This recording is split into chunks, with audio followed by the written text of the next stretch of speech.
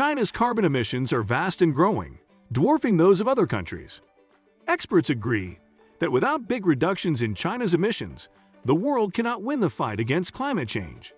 In 2020, China's President Xi Jinping said his country would aim for its emissions to reach their highest point before 2030 and for carbon neutrality before 2060. His statement has now been confirmed as China's official position ahead of the COP26 Global Climate Summit in Glasgow. But China has not said exactly how these goals will be achieved. In this video, we will discuss the reasons why China's climate policy matters to us all. So before we get started, make sure to hit that like button. Subscribe to our YouTube channel for our future updates. Number 1. Explosive growth. While all countries face problems getting their emissions down, China is facing the biggest challenge. Per person, China's emissions are about half those of the US, but its huge 1.4 billion population and explosive economic growth have pushed it way ahead of any other country in its overall emissions. China became the world's largest emitter of carbon dioxide in 2006 and is now responsible for more than a quarter of the world's overall greenhouse gas emissions. It is expected to come under intense scrutiny at the COP26 summit over its commitments to reduce these. Along with all the other signatories to the Paris Agreement in 2015, China agreed to make changes to try to keep global warming at 1.5 C above pre-industrial levels and well below 2 C.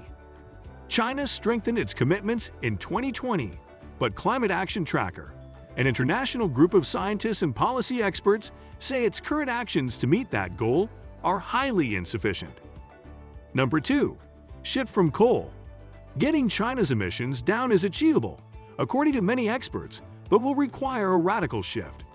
Coal has been the country's main source of energy for decades.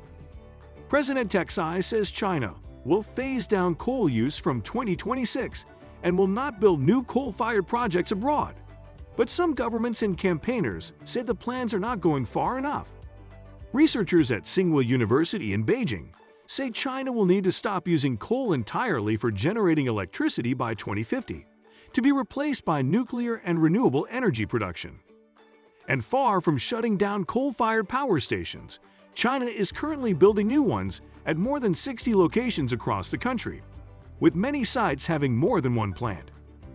New stations are usually active for 30 to 40 years, so China will need to reduce the capacity of newer plants as well as close old ones if it is to bring emissions down, says researcher Philip Says of the Institute of Environment and Climate Science in Paris.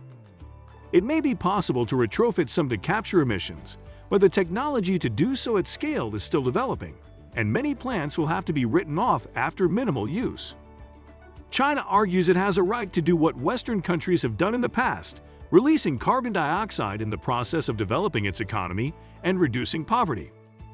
In the short term, Beijing has ordered coal mines to increase production to avoid power shortages over the coming winter. Surging demand from heavy industry in the wake of the COVID-19 pandemic has led to shortages in several regions of the country in recent weeks. But China is switching to green energy. Tsinghua University researchers say 90% of power should come from nuclear and renewables by 2050. In moving towards that goal, China's lead in the manufacture of green technology, such as solar panels and large-scale batteries, may be a big help. China first embraced green technologies as a means to tackle air pollution, a serious problem for many cities. But the government also believes they have enormous economic potential, providing jobs and income for millions of Chinese, as well as reducing China's dependence on foreign oil and gas. China is already leading the global energy transition, says Yu Kao of the Overseas Development Institute. One of the reasons we are able to deploy cheaper and cheaper green technology is China.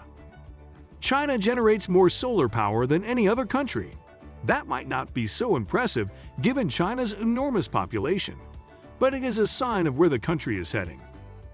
China's wind power installations were more than triple those of any other country in 2020. Number 3. Electric drive. China ranks 7th in the world for its percentage of car sales that are electric, but given its huge size, China makes and buys more electric cars than any other country by a considerable margin. Currently, about 1 in 20 cars bought in China is electric-powered. By 2035, Chinese officials and car industry representatives are predicting that almost all new vehicles sold in China will be fully electric-powered or hybrid. Working out by how much the shift to electric vehicles reduces emissions is not straightforward, particularly when taking into account manufacturing and charging sources. But studies suggest that emissions over the lifetimes of electric vehicles are typically below those of petrol and diesel equivalents. This matters because transport is responsible for around a quarter of carbon emissions from fuel combustion, with road vehicles being the largest emitters. China will also by 2025 be producing batteries with double the capacity of those produced by the rest of the world combined.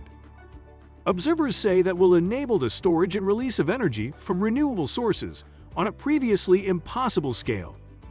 Number 4. China's land is getting greener.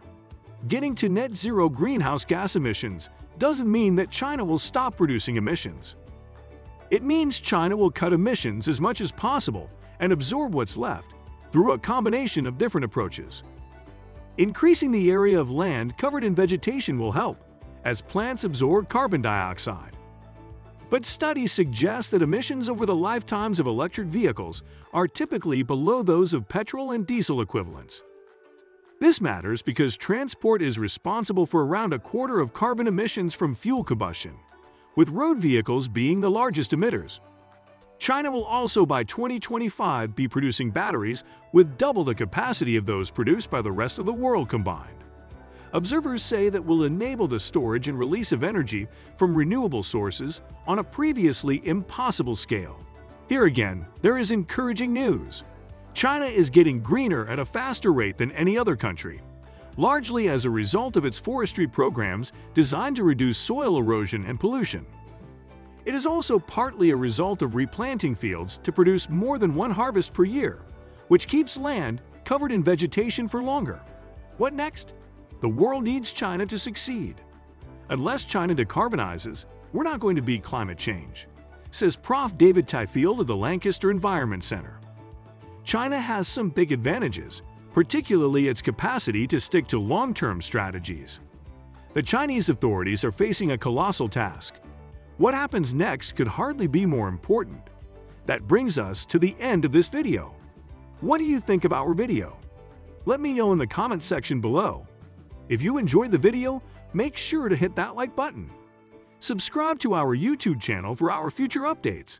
Thank you for watching.